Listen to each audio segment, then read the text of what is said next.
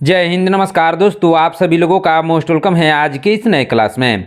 दोस्तों आज की इस क्लास में हम लोग पढ़ने वाला है उत्तर प्रदेश होमगार्ड के लिए मोस्ट इंपोर्टेंट जनरल नॉलेज के क्वेश्चंस को, जो कि आपके एग्जाम के लिए बहुत ही जरूरी है। इसलिए ध्यान से और शुरू से अंत तक जरूर देखिएगा। दोस्तों यदि आप हमारे चैनल पर नए हैं तो चैनल को सब्सक्राइब करके बेल आइकन प्रेस कर लीजिएगा। साथ ही इस वीडियो को एक लाइक जरूर कीजिएगा। दोस्तों ध्यान दीजिएगा, बहुत ही इंपॉर्टेंट क्वेश्चन है क्योंकि सभी क्वेश्चन होमगार्ड से संबंधित है, इसलिए ध्यान से जरूर देखिएगा। यदि आप मॉक टेस्ट देना चाहते हैं तो आप हमारे व्हाट्सएप चैनल को ज्वाइन कर सकते हैं, जहां से मॉक टेस्ट दे सकते हैं, जिसका लिंक हमने डिस्क्रिप्शन में दे दिया है, वहां से आप आसानी से ज्वाइन कर सकते हैं। तो चलिए दोस्तों वीडियो शुरू करते हैं। हमारा पहला क्वेश्चन है, उत्तर प्रदेश में होमगार्ड विभाग का गठन किस वर्ष किया गया था। दोस्तों उत्तर प्रदेश में होमगार्ड विभाग का गठन किया गया था 1963 में। किस वर्ष किया गया था दोस्तों? 1963 में। ऑप्शन नंबर 20 का सही आंसर होगा। चलिए नेक्स्ट क्वेश्चन देखते हैं। यूपी होमगार्ड विभाग मुख्य रूप से किस विभाग के अधीन कार्य करता है? इसका राइट आंसर हो जाएगा गृह विभाग के अधीन कार्य करता है। ऑप्शन नंबर सी इसका सही आंसर होगा। चलिए नेक्स्ट क्वेश्चन देखते हैं दोस्तों। होमगार्ड का सबसे प्रमुख और मुख्य कार्य निम्नलिखित में से क्या है? दोस्तों होमगार्ड का सबसे प्रमुख और मुख्य कार्य है निम्नलिखित में से राज्य पुलिस की सहायता करना। क्या कार्य है? राज्य पुलिस की सहायता करना। ऑप्शन नंबर 20 का सही आंसर होगा। चलिए नेक्स्ट क्वेश्चन देखते हैं। यूपी होमगार्ड का सर्वोच्च नियंत्रक अधिकारी किस रैंक का होता है? इसका राइट आंसर हो जाएगा एडीजी। कौन होता है? एडीजी होता है। ऑप्शन नंबर 20 का सही आंसर होगा। चलिए नेक्स्ट क्वेश्चन देखते हैं। होमगार्ड सेवा को किस प्रकार की सेवा की श्रेणी में रखा गया है? इसका राइट आंसर हो जाएगा अंशकालिक सेवा में। किसमें? अंशकालिक सेवा में। ऑप्शन नंबर सी इसका सही आंसर होगा। चलिए नेक्स्ट क्वेश्चन देखते हैं। गृह रक्षक अधिनियम को किस वर्ष लागू किया गया था? दोस्तों गृह रक्षक अधिनियम को लागू किया गया था 1963 में। किस वर्ष दोस्तों? 1963 में। ऑप्शन नंबर 20 का सही आंसर होगा। चलिए नेक्स्ट क्वेश्चन देखते हैं। उत्तर प्रदेश में होमगार्ड्स को प्रशिक्षण कहाँ दिया जाता है? दोस्तों उत्तर प्रदेश में होमगार्ड को प्रशिक्षण दिया जाता है सभी जिला प्रशिक्षण केंद्रों पर। कहाँ? सभी जिला प्रशिक्षण केंद्रों पर। ऑप्शन नंबर सी इसका सही आंसर होगा। चलिए नेक्स्ट क्वेश्चन देखते हैं। जनपद स्तर पर होमगार्ड की नियुक्ति मुख्य रूप से कौन करता है? दोस्तों जनपद स्तर पर होमगार्ड्स की नियुक्ति मुख्य रूप से एसपी करते हैं। कौन करते हैं? एसपी। ऑप्शन नंबर 20 का सही आंसर होगा। चलिए नेक्स्ट क्वेश्चन देखते हैं। यूपी होमगार्ड को किस प्रकार का बल माना जाता है? दोस्तों यूपी होमगार्ड को बल माना जाता है सहायक स्वयंसेवी बल। कैसा? सहायक स्वयंसेवी बल माना जाता है। ऑप्शन नंबर सी इसका सही आंसर होगा।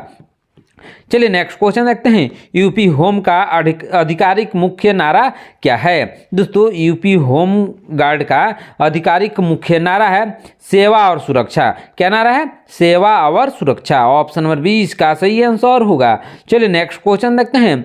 उत्तर प्रदेश में होमगार्ड की ड्यूटी का निर्धारण कौन करता है? दोस्तों उत्तर प्रदेश में होमगार्ड की ड्यूटी का निर्धारण उपर्युक्त सभी करते हैं। कौन करते हैं? उपर्युक्त सभी यानी एसपी, डीएम, थाना प्रभारी, यह तीनों करते हैं। कौन कौन? एसपी और डीएम, थाना प्रभारी, यह तीनों करते हैं। ऑप्शन नंबर सी इसका सही आंसर होगा। चलिए नेक्स्ट क्वेश्चन देखते हैं। होमगार्ड के जवानों की वर्दी का रंग कैसा होता है? दोस्तों होमगार्ड के जवानों की वर्दी का रंग होता है खाकी। कैसा होता है? खाकी होता है। ऑप्शन नंबर 20 का सही आंसर होगा। चलिए नेक्स्ट क्वेश्चन देखते हैं। होमगार्ड को किन विशेष परिस्थितियों में ड्यूटी पर बुलाया जाता है? इसका राइट आंसर हो जाएगा सब उपर्युक्त सभी परिस्थितियों में, जैसे भीड़ नियंत्रित करने के लिए, यातायात प्रबंधन करने के लिए, प्राकृतिक आपदा में। इन तीनों स्थितियों में होमगार्ड के जवान को बुलाया जाता है। ऑप्शन नंबर डी इसका सही आंसर होगा। चलिए नेक्स्ट क्वेश्चन देखते हैं। यूपी होमगार्ड मुख्य रूप से किस सेंट्रल एक्ट के आधार पर संचालित होता है? इसका राइट आंसर हो जाएगा एक्ट 1963। कौन सा? एक्ट 1963 पर संचालित होता है। ऑप्शन नंबर 20 का सही आंसर होगा। चलिए नेक्स्ट क्वेश्चन देखते हैं। यूपी होमगार्ड के प्रशासनिक प्रमुख को क्या कहा जाता है? दोस्तों यूपी होमगार्ड के प्रशासनिक प्रमुख को कहा जाता है कमांडेंट जनरल। क्या कहा जाता है? कमांडेंट जनरल कहा जाता है। ऑप्शन नंबर ए इसका सही आंसर होगा। चलिए नेक्स्ट क्वेश्चन देखते हैं। होमगार्ड का चयन सामान्यतः किस स्तर पर किया जाता है? दोस्तों होमगार्ड का चयन सामान्यतः जिला स्तर पर किया जाता है। किस स्तर पर? जिला स्तर पर। ऑप्शन नंबर बी इसका सही आंसर होगा। चलिए नेक्स्ट क्वेश्चन देखते हैं। यूपी होमगार्ड के जवानों को मानदेय के रूप में क्या दिया जाता है? इसका राइट आंसर हो जाएगा दैनिक भत्ता दिया जाता है। क्या दिया जाता है? दैनिक भत्ता। ऑप्शन नंबर बी इसका सही आंसर होगा। चलिए नेक्स्ट क्वेश्चन देखते हैं। यूपी होमगार्ड भर्ती प्रक्रिया का मुख्य आधार क्या होता है? इसका राइट आंसर हो जाएगा लिखित और शारीरिक परीक्षा। क्या होता है? लिखित और शारीरिक परीक्षा आधार होता है इसका। ऑप्शन नंबर सी इसका सही आंसर होगा। चलिए नेक्स्ट क्वेश्चन देखते हैं। होमगार्ड को किस बल श्रेणी में रखा जाता है? दोस्तों होमगार्ड को रखा जाता है ऑक्सिलरी फोर्स में। किसमें? ऑक्सिलरी फोर्स में रखा जाता है। ऑप्शन नंबर सी इसका सही आंसर होगा। चलिए नेक्स्ट क्वेश्चन देखते हैं दोस्तों, ध्यान दीजिएगा। यूपी होमगार्ड एक्ट किस प्रधानमंत्री के शासनकाल में पारित हुआ था? इसका राइट आंसर हो जाएगा पंडित जवाहरलाल नेहरू के शासनकाल में। किसके शासनकाल में? पंडित जवाहरलाल नेहरू के शासनकाल में। ऑप्शन नंबर बी इसका सही आंसर होगा। चलिए नेक्स्ट क्वेश्चन देखते हैं। यूपी में होमगार्ड बटालियन का नेतृत्व कौन अधिकारी करता है? दोस्तों यूपी में होमगार्ड बटालियन का नेतृत्व करता है बटालियन कमांडेंट। कौन करता है? बटालियन कमांडेंट करता है। ऑप्शन नंबर बी इसका सही आंसर होगा। चलिए नेक्स्ट क्वेश्चन देखते हैं। होमगार्ड की सबसे छोटी इकाई को क्या कहा जाता है? दोस्तों होमगार्ड की सबसे छोटी इकाई को कहा जाता है प्लाटून। क्या कहा जाता है दोस्तों? प्लाटून कहा जाता है। ऑप्शन नंबर सी इसका सही आंसर होगा। चलिए नेक्स्ट क्वेश्चन देखते हैं। होमगार्ड की ड्रेस में कौन सा आइटम अनिवार्य अंग माना जाता है? इसका राइट आंसर हो जाएगा उपयुक्त सभी, यानी शोल्डर बैच, बेल्ट और कैप, वर्दी, यह तीनों अनिवार्य माना जाता है। ऑप्शन नंबर डी इसका सही आंसर होगा। चलिए नेक्स्ट क्वेश्चन देखते हैं। त्योहारों और दंगों के समय होमगार्ड की भूमिका को क्या माना जाता है? दोस्तों त्योहारों और दंगों के समय होमगार्ड की भूमिका को माना जाता है अपरिहार्य। क्या माना जाता है दोस्तों? अपरिहार्य माना जाता है। ऑप्शन नंबर ए इसका सही आंसर होगा। चलिए नेक्स्ट क्वेश्चन देखते हैं। यूपी होमगार्ड के पास पुलिस की तुलना में कैसी शक्तियां होती है? इसका राइट आंसर हो जाएगा सीमित शक्तियां होती है। किसी सीमित शक्तियां होती है। ऑप्शन नंबर सी इसका सही आंसर होगा। चलिए नेक्स्ट क्वेश्चन देखते हैं। होमगार्ड की नियुक्ति सामान्यतः किस आधार पर की जाती है? दोस्तों होमगार्ड की नियुक्ति सामान्यतः अनुबंधन आधारित पर किया जाता है। किस पर? अनुबंधन आधारित पर। ऑप्शन नंबर ए इसका सही आंसर होगा। चलिए नेक्स्ट क्वेश्चन देखते हैं। यूपी होमगार्ड का प्रशिक्षण मुख्य रूप से कितने चरणों में पूरा होता है? दोस्तों यह पूरा होता है 3 चरणों में। कितने चरणों में? 3 चरणों में। ऑप्शन नंबर सी इसका सही आंसर होगा। चलिए नेक्स्ट क्वेश्चन देखते हैं। होमगार्ड प्रशिक्षण का मुख्य उद्देश्य क्या विकसित करना है? इसका राइट आंसर हो जाएगा शारीरिक दक्षता और अनुशासन। क्या विकसित करना है दोस्तों? शारीरिक दक्षता और अनुशासन को विकसित करना इसका मुख्य उद्देश्य है। ऑप्शन नंबर बी इसका सही आंसर होगा। चलिए नेक्स्ट क्वेश्चन देखते हैं। किस अधिनियम के तहत होमगार्ड को अनुशासनहीनता पर दंडित किया जा सकता है? इसका राइट आंसर हो जाएगा होमगार्ड एक्ट 1963। किस एक्ट के तहत? होमगार्ड एक्ट 1963 के तहत। ऑप्शन नंबर बी इसका सही आंसर होगा। चलिए नेक्स्ट क्वेश्चन देखते हैं दोस्तों, ध्यान दीजिएगा। ड्यूटी के दौरान होमगार्ड को किसके समान दर्जा दिया जाता है? दोस्तों दर्जा दिया जाता है स्पेशल पुलिस ऑफिसर के समान। किसके समान? स्पेशल पुलिस ऑफिसर के समान होमगार्ड को दर्जा दिया जाता है। ऑप्शन नंबर बी इसका सही आंसर होगा। चलिए नेक्स्ट क्वेश्चन देखते हैं। यूपी होमगार्ड की एक प्लाटून में सामान्यतः कितने जवान होते हैं? 30 जवान होते हैं। कितने दोस्तों? 30। ऑप्शन नंबर सी इसका सही आंसर होगा। चलिए नेक्स्ट क्वेश्चन देखते हैं।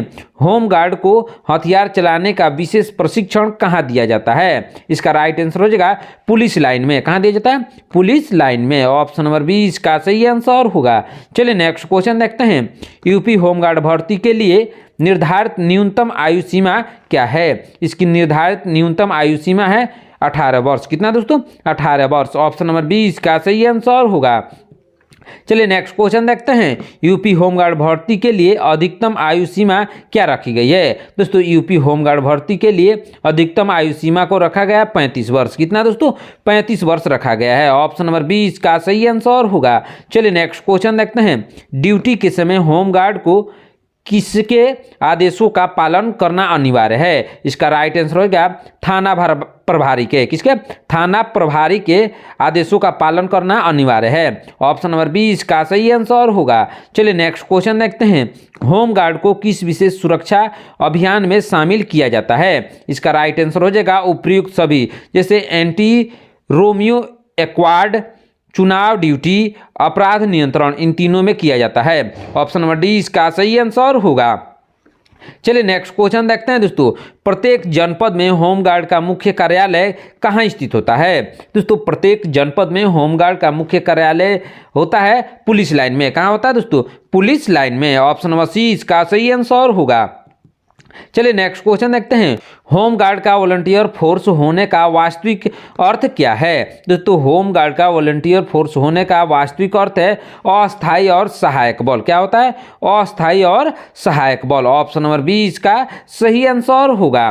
चलिए नेक्स्ट क्वेश्चन देखते हैं दोस्तों, ध्यान दीजिएगा। यूपी होमगार्ड भर्ती के लिए न्यूनतम शैक्षणिक योग्यता क्या है? दोस्तों यूपी होमगार्ड भर्ती के लिए न्यूनतम शैक्षणिक योग्यता है 10वीं पास। क्या है दोस्तों? 10वीं पास। ऑप्शन नंबर सी इसका सही आंसर होगा। दोस्तों यदि आप हमारे चैनल पर नए हैं तो चैनल को सब्सक्राइब करके बेल आइकन प्रेस कर लीजिएगा, साथ ही साथ इस वीडियो को एक लाइक जरूर कीजिएगा।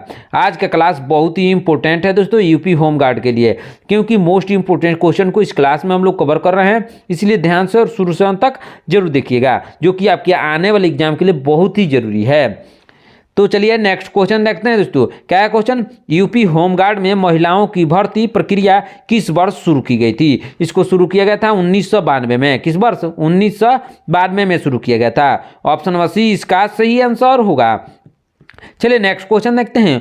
होमगार्ड का संचालन किस नियमावली के अनुसार होता है? दोस्तों होमगार्ड का संचालन होता है होमगार्ड रूल्स 1964 के तहत। किसके तहत? होमगार्ड रूल्स 1964 के तहत किया जाता है। ऑप्शन नंबर ए इसका सही आंसर होगा। चलिए नेक्स्ट क्वेश्चन देखते हैं दोस्तों। गैर हाजिर रहने पर होमगार्ड के विरुद्ध क्या कार्रवाई की जा सकती है? दोस्तों गैर हाजिर रहने पर होमगार्ड के विरुद्ध क्या कार्रवाई की जा सकती है? दोस्तों उपर्युक्त सभी, यानी चेतावनी, निलंबन, दंडात्मक कार्रवाई की जा सकती है। यह तीनों कार्रवाई की जा सकती है यदि गैर हाजिर रहते हैं तो। ऑप्शन नंबर डी इसका सही आंसर होगा। चलिए नेक्स्ट क्वेश्चन देखते हैं। होमगार्ड का मुख्य बैज शरीर के किस अंग या वर्दी के हिस्से पर होता है? यह होता है शोल्डर और कैप पर। किस पर होता है दोस्तों? शोल्डर और कैप पर। ऑप्शन नंबर ए इसका सही आंसर होगा। चलिए नेक्स्ट क्वेश्चन देखते हैं। प्लाटून कमांडर का मुख्य उत्तरदायित्व क्या होता है? दोस्तों प्लाटून कमांडर का मुख्य उत्तरदायित्व होता है प्लाटून का नेतृत्व करना। क्या? प्लाटून का नेतृत्व करना। ऑप्शन नंबर बी इसका सही आंसर होगा। चलिए नेक्स्ट क्वेश्चन देखते हैं। भारतीय रिजर्व बैंक यानी आरबीआई का मुख्यालय भारत के किस शहर में स्थित है? यह स्थित है मुंबई शहर में। किस शहर में है दोस्तों? मुंबई। ऑप्शन नंबर सी इसका सही आंसर होगा। चलिए नेक्स्ट क्वेश्चन देखते हैं। भारत में निम्नलिखित में से किसे बैंकों का बैंक कहा जाता है? दोस्तों बैंकों का बैंक कहा जाता है भारतीय रिजर्व बैंक को। किसको? भारतीय रिजर्व बैंक को कहा जाता है बैंकों का बैंक, जिसका आरबीआई उसको शॉर्ट फॉर्म में कहते हैं दोस्तों। क्या कहते हैं? आरबीआई। ऑप्शन नंबर सी इसका सही आंसर होगा। चलिए नेक्स्ट क्वेश्चन देखते हैं। भारत में नीति आयोग के अध्यक्ष कौन होते हैं? दोस्तों भारत में नीति आयोग के अध्यक्ष प्रधानमंत्री होते हैं। कौन होते हैं दोस्तों? प्रधानमंत्री। ऑप्शन नंबर बी इसका सही आंसर होगा। चलिए नेक्स्ट क्वेश्चन देखते हैं दोस्तों, ध्यान दीजिएगा, बहुत ही इंपॉर्टेंट क्वेश्चन है। राज्य के मुख्यमंत्री की नियुक्ति निम्नलिखित में से किसके द्वारा होती है? इसका राइट आंसर हो जाएगा राज्यपाल के द्वारा। किसका? राज्यपाल के द्वारा। ऑप्शन नंबर सी इसका सही आंसर होगा। चलिए नेक्स्ट क्वेश्चन देखते हैं। भारत में लोकसभा का वास्तविक नेता किसे माना जाता है? दोस्तों भारत में लोकसभा का वास्तविक नेता माना जाता है प्रधानमंत्री को। किसको? प्रधानमंत्री को। ऑप्शन नंबर सी इसका सही आंसर होगा। चलिए नेक्स्ट क्वेश्चन देखते हैं। भारतीय संविधान सभा के अस्थायी अध्यक्ष के रूप में किसे चुना गया था? दोस्तों भारतीय संविधान सभा के अस्थायी अध्यक्ष के रूप में राजेंद्र प्रसाद को चुना गया था। किसको? डॉक्टर राजेंद्र प्रसाद को। ऑप्शन नंबर बी इसका सही आंसर होगा। दोस्तों आपको कमेंट करके बताना है अस्थायी अध्यक्ष के रूप में किसे चुना गया था। क्या कमेंट में बताना है दोस्तों? संविधान सभा के अस्थायी अध्यक्ष के रूप में किसे चुना गया था? कमेंट बॉक्स में आपको इसका आंसर बताना है। तो चलिए नेक्स्ट क्वेश्चन देखते हैं दोस्तों। लोकसभा के अध्यक्ष का चुनाव किसके द्वारा किया जाता है? दोस्तों लोकसभा के अध्यक्ष का चुनाव किया जाता है लोकसभा सदस्य के द्वारा। किसके द्वारा? लोकसभा सदस्य के द्वारा। ऑप्शन नंबर बी इसका सही आंसर होगा। चलिए नेक्स्ट क्वेश्चन देखते हैं, भारतीय संविधान का निर्माता किसे कहा जाता है? दोस्तों भारतीय संविधान का निर्माता कहा जाता है डॉक्टर भीमराव अंबेडकर को। किसको?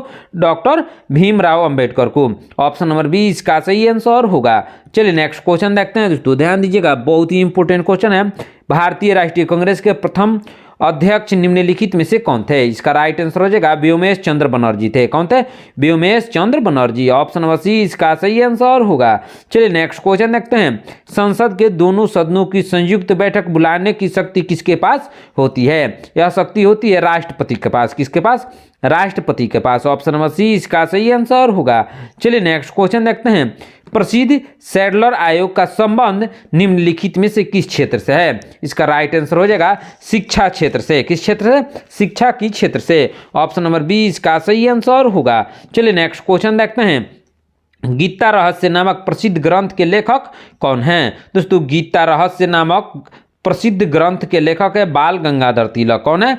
बाल Gangadhar Tilak. Option number B इसका सही आंसर होगा। चलिए नेक्स्ट क्वेश्चन देखते हैं, भारत के राष्ट्रीय ध्वज का डिजाइन किसने तैयार किया था? दोस्तों भारत के राष्ट्रीय ध्वज का डिजाइन तैयार किया था पिंगली वेंकैया ने। किसने? पिंगली वेंकैया ने। ऑप्शन नंबर सी इसका सही आंसर होगा। चलिए नेक्स्ट क्वेश्चन देखते हैं, वेदों की ओर लौटो का प्रसिद्ध नारा किसने दिया था? दोस्तों वेदों की ओर लौटो का प्रसिद्ध नारा दिया था स्वामी दयानंद सरस्वती ने। किसने? स्वामी दयानंद सरस्वती ने। ऑप्शन नंबर बी इसका सही आंसर होगा। चलिए नेक्स्ट क्वेश्चन देखते हैं, जय हिंद का नारा निम्नलिखित में से किस क्रांतिकारी ने दिया था? दोस्तों जय हिंद का नारा दिया था सुभाष चंद्र बोस ने। किस क्रांतिकारी ने? सुभाष चंद्र बोस ने। ऑप्शन नंबर बी इसका सही आंसर होगा।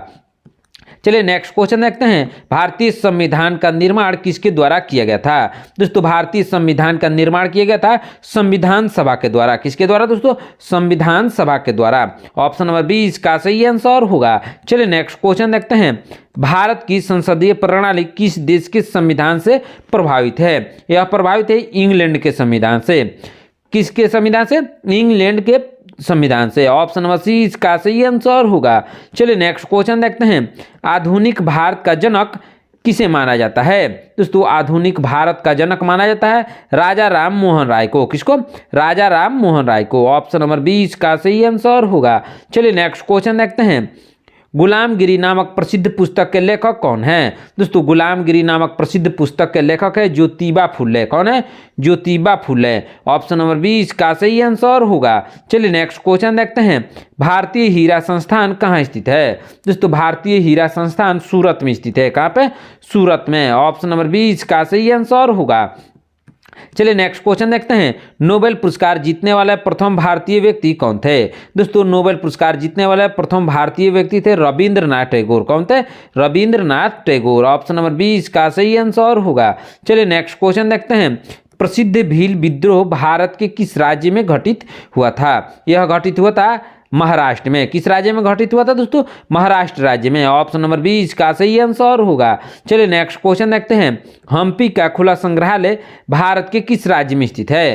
दोस्तों हम्पी का खुला संग्रहालय भारत के कर्नाटक राज्य में स्थित है। किस राज्य में? कर्नाटक में। ऑप्शन नंबर बी इसका सही आंसर होगा। चलिए नेक्स्ट क्वेश्चन देखते हैं, दिल्ली सल्तनत के किस शासक ने स्वयं को खलीफा घोषित किया था? इसका राइट आंसर हो जाएगा मुबारक शाह खिलजी ने। किसने?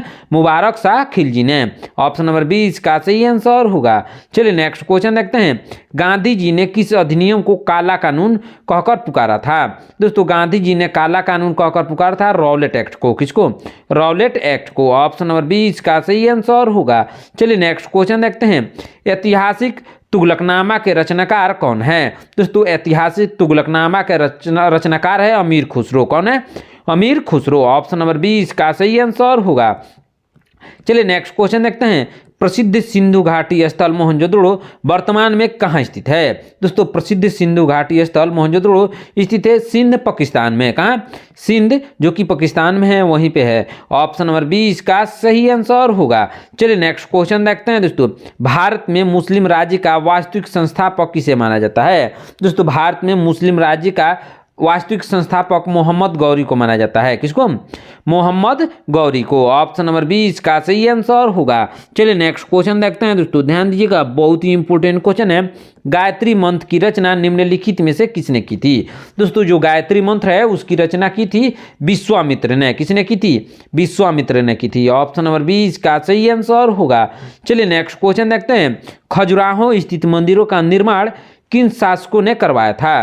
दोस्तों खजुराहो स्थित मंदिरों का निर्माण करवाया था चंदेल राजपूतों ने। किसने? चंदेल राजपूतों ने। ऑप्शन नंबर 30 का सही आंसर होगा। चलिए नेक्स्ट क्वेश्चन देखते हैं, होमगार्ड को मिलने वाला निम्नलिखित भत्ता किस आधार पर तय होता है? दोस्तों होमगार्ड को मिलने वाला निम्नलिखित भत्ता तय होता है सरकार द्वारा निर्धारित दर पर। किसमें? सरकार द्वारा निर्धारित दर पर तय होता है। ऑप्शन नंबर 20 का सही आंसर होगा। दोस्तों आज की क्लास में इतना ही। आपने इन 75 क्वेश्चन में से कितने क्वेश्चंस का आंसर सही से दिया है कमेंट करके जरूर बताइएगा। दोस्तों यदि आप हमारे चैनल पर नए हैं तो चैनल को सब्सक्राइब करके बेल आइकन प्रेस कर लीजिएगा। साथ ही साथ इस वीडियो को एक लाइक जरूर कीजिएगा। आज का क्लास आपके होमगार्ड एग्जाम के लिए बहुत ही इंपॉर्टेंट क्लास है, इसलिए ध्यान से और शुरू से अंत तक जरूर देखिएगा। मिलते हैं नेक्स्ट क्लास में। धन्यवाद।